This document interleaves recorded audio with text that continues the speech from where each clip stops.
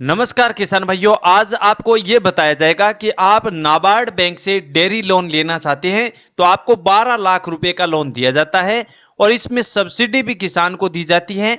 लेकिन ये सब्सिडी आपको 25% से 33% के बीच दी जाएगी। यानी अगर आपको 10 लाख रुपए का लोन नाबार्ड संस्था द्वारा डेयरी लोन मिल गया है तो उसमें से कम आप मानकर चलें 3 लाख रुपए की आपको सब्सिडी मिल जाएगी। इस वीडियो में ये बताया जाएगा कि आप नाबार्ड संस्था द्वारा डेयरी फार्मिंग के लिए लोन किस प्रकार ले सकते हैं और इस लोन को लेने के लिए कौन कौन से डॉक्यूमेंटों की आवश्यकता पड़ने वाली है और नाबार्ड संस्था द्वारा लोन लेने के लिए किसान की क्या योग्यता होनी चाहिए, क्या क्या आवश्यक शर्तें हैं जिसके अनुसार ही आपको लोन नाबार्ड संस्था द्वारा मिलेगा।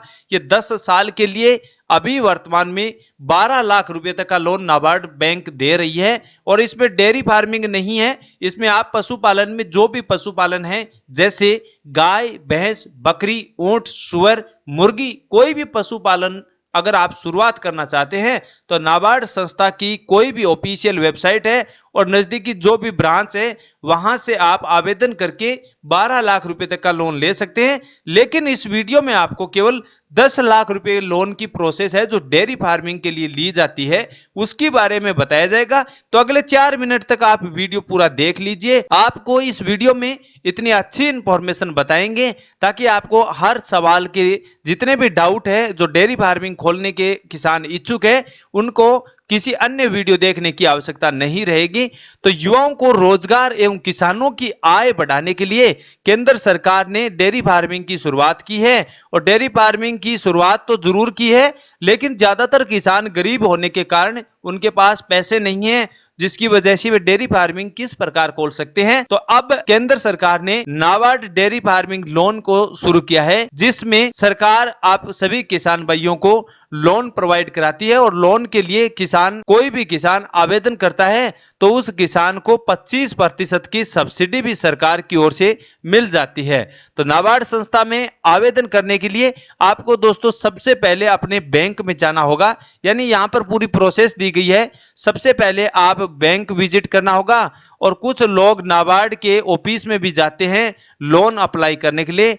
दोस्तों आपको नाबार्ड की बैंक ऑफिस में नहीं जाना है, आपको केवल सरकारी बैंक में जाना है। जहां आपके नजदीक में कोई भी बैंक है वहां जाकर आप मैनेजर अधिकारी या लोन ऑफिसर है उनसे मिलना होगा। लोन डिपार्टमेंट में जाकर आप वहां पर जब मिलते हैं तो बताना होगा कि आपको डेयरी लोन लेना है। तो डेयरी लोन के बारे में उनके द्वारा कोई इंफॉर्मेशन आपको बताई जाएगी, कुछ सवाल भी पूछे जाएंगे कि आपको कितना बड़ा यूनिट खड़ा करना है। तो बैंक में सारे कागजात की छानबीन की जाएगी और लोन फाइल एक तैयार की जाएगी। यानी आपकी एक लोन फाइल बैंक मैनेजर अधिकारी या लोन ऑफिसर द्वारा तैयार की जाएगी। इसके बाद आपकी जो फाइल होगी उसको नाबार्ड संस्था द्वारा भेजी जाती है। मतलब नाबार्ड संस्था है जहां पर संस्था बनाई गई है उसकी जो मेन ब्रांच है वहां पर आपकी फाइल भेजी जाएगी। इसके बाद नाबार्ड संस्था द्वारा आपका लोन पास किया जाएगा और लोन पास होने के बाद सरकार द्वारा आपको सब्सिडी भी दी जाती है। बैंक में जब आप लोन मांगने जाते हैं तो हो सकता है कि बैंक वाले मना भी कर दें। यहां पर आपको दूसरे बैंक में जाकर प्रयास करना होगा क्योंकि कई बैंक है जो फाइल को नकार कर देती है, यानी फाइल बनाकर नहीं देती है। तो आप दूसरी बैंक में भी जा सकते हैं। वैसे सीधा लोन नहीं दिया जाता है, लेकिन अगर पशु चिकित्सक अधिकारी है आपके नजदीक में, कोई भी पशु चिकित्सक अधिकारी, उनसे संपर्क करते हैं तो उनके द्वारा पूरी इंफॉर्मेशन ले सकते हैं। उसके बाद कोई आप आवेदन करते हैं तो आप आसानी से लोन की प्रोसेस कर सकते हैं। तो नाबार्ड संस्था के द्वारा आप गाय, भैंस, बकरी, मुर्गी, ऊंट, सुअर, कोई भी पशुपालन पर लोन ले सकते हैं। इसमें आप समय पर किस्तों का भुगतान करेंगे दोस्तों तो आपको 25 से 35% की इस बैंक द्वारा आपको सब्सिडी भी दी जाती है।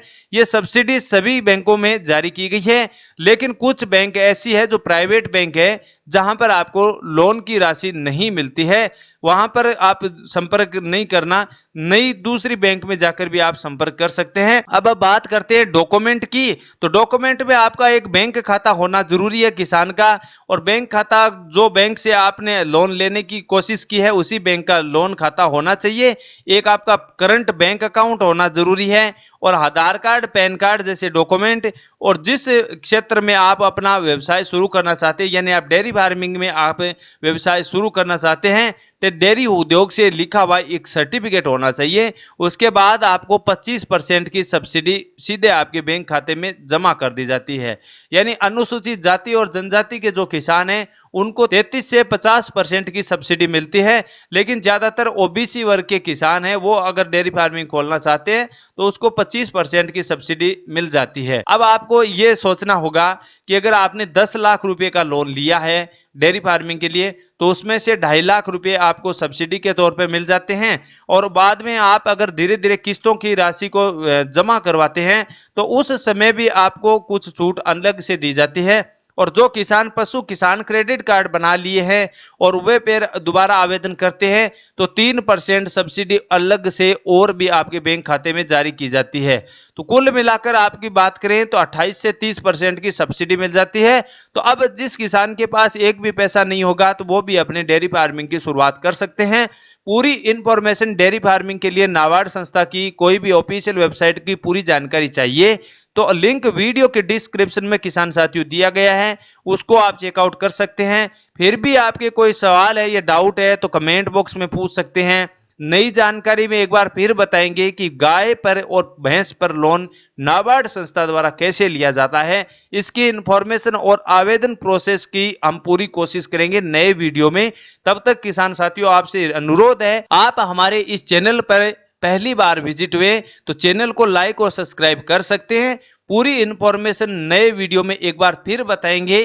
तब तक के लिए जय हिंद जय भारत।